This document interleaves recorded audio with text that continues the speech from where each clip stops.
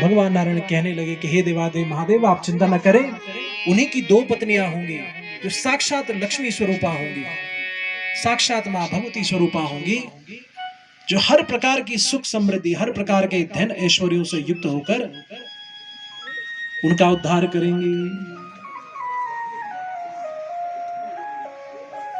इस प्रकार से रथध्वज के जो दो पुत्र हुए, धर्मध्वज और कुशध्वज, वे प्रतापशाली राजा हुए। भगवान नारायण को प्रसन्न करने के लिए कठिन तपस्या करी और भगवान के आशीर्वाद से बड़े पराक्रम से अपने राज को संभालने लगे।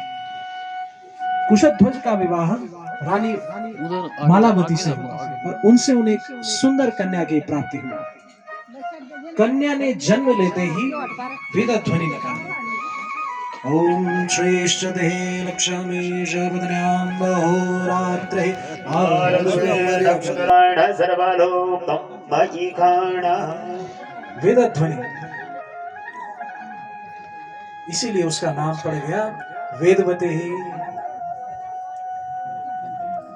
जन्म लेने के बाद स्नान करके पुष्कर क्षेत्र में जाकर के वे तपस्या करने लगे। तब से उस वेदवती की तब से प्रसन्न होकर परब्रह्म नारायण आकाशवाणी के द्वारा उनसे कहने लगे कि हे वेदवती, तुम्हारे दूसरे जन्म में श्री हरि तुम्हें पति रूप में प्राप्त होंगे।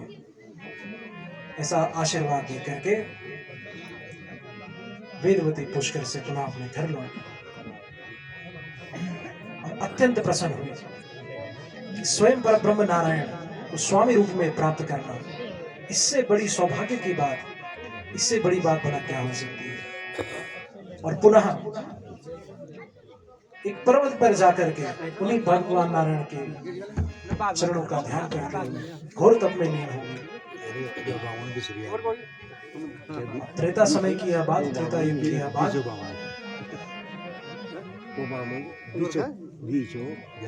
रावण वहां पर आ गया उसी पर्वत में, उस वेदवती की परम सौंदर्य से आसक्त होकर उसका ज्यों ही हाथ खींचने लगा तो वो साक्षात लक्ष्मी स्वरूपा वेदवती अति कुपित होकर उनसे कहने लगी कि हे रावण, मेरा तपोबल इतना है, मेरी तपाग्नि इतनी है कि तुझे तत्क्षण में अभी भस्म कर सकती है, परंतु ऐसा करके मैं भगवान की लीलाओं में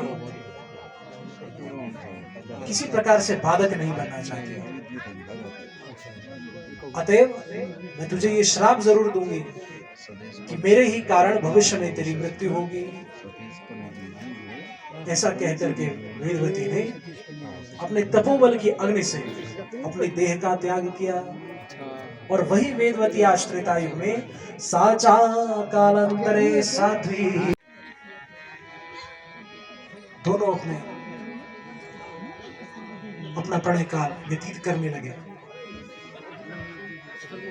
अब जब प्रणय काल के बाद तुलसी को पता चला कि ये मेरे स्वामी नहीं है, तो साध्वी तुलसी अति कुपित हो गई। कहने लगी, हे मायावी, तुम कौन हो? तुमने मेरा धर्म नष्ट किया, मेरा पतित्व, मेरा सतीत्व नष्ट किया। कौन हो? किसने तुम्हें अधिकार दिया कि किसी पर स्त्री को पर इस प्रकार से व्यवहार तुम करो? अवश्य में तुम कोई पत्थर दिल हो, तुम्हारा हृदय अवश्य में पाषाण का है। इसी समय मैं तुम्हें श्राप देती हूं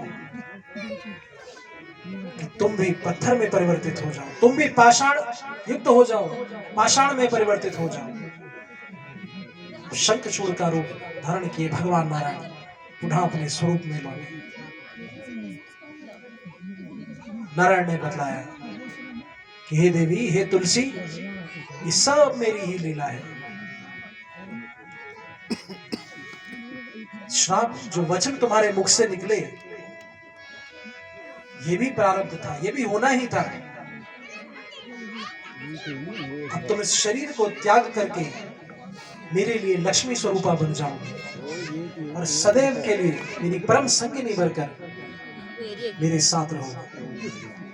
तुम्हारा शरीर गंडकी नदी के रूप में संपूर्ण पृथ्वी पर तुम अपने भक्तों का उद्धार करोगे। तुम्हारे जो केश हैं उनसे वृक्ष की उत्पत्ति होगी, तुलसी नामक वृक्ष जो मुझे प्राणों से भी प्रिय होगा।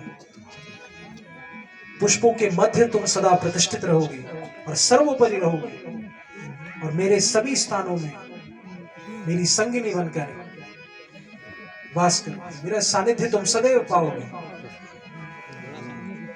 जहां जहां मैं होऊंगा वहां वहां तुम्हारा भी वास होगा। इस प्रकार से भगवान नारायण ने मां तुलसी जो साक्षात जगदम्बा स्वरूपा, साक्षात लक्ष्मी स्वरूपा,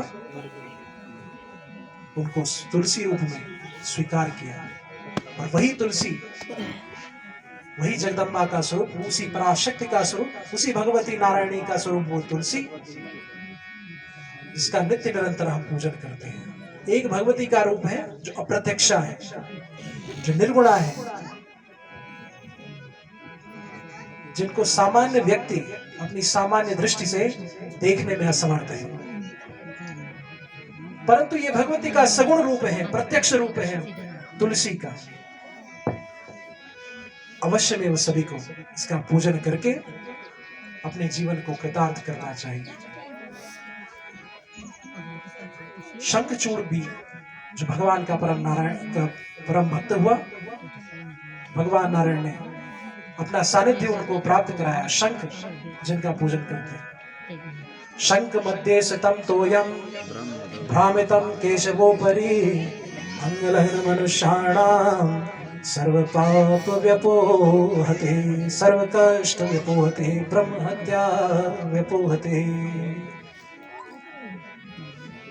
उनको भी आशीर्वाद पर ब्रह्म ने दे दिया, नारायण ने दे दिया। आपके द्वारा यदि मेरा पूजन होगा तो ऐसा व्यक्ति हर प्रकार के रोग, हर प्रकार के कष्ट, ब्रह्म हत्या आदि पाप से मुक्त होगा।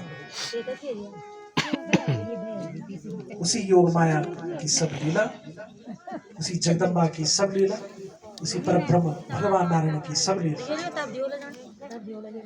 इस प्रकार से समय समय पर मां भगवती अपनी लीलाओं से सभी को वशीभूत किया। उन्हीं की लीलाओं में बंद करके सभी ने अपने कार्य को किया। ऐसी जगदम्बा के श्री चरणों में बारंबार नमन है, कोटि कोटि नमन है कि भगवती का आख्यान, भगवती के बारे में कुछ कह पाना, उस जगदम्बा के चरित्र को कुछ कह पाना अति कठिन है। यही कामना सदैव उस भगवती जगदम्बिका के श्री चरणों में कि सभी अपने भक्तों के हृदय में वास करें, सदैव उनकी रक्षा करें, पद पद पर उनकी रक्षा करें और उनका सदैव कल्याण करें। आए हुए सभी भक्तानुरागियों का सहृदय धन्यवाद।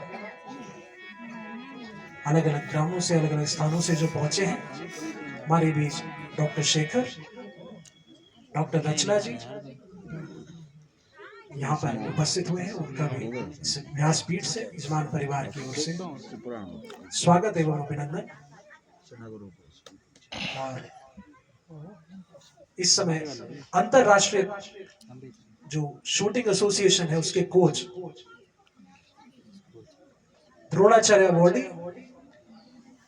श्री जय प्रकाश नौटियाल जी, वे भी उपस्थित हुए हैं भगवती के श्री चरणों में इस व्यासपीठ से,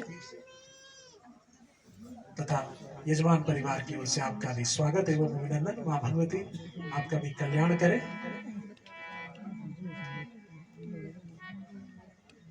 व्यासपीठ पर जब हम बैठते हैं तो हम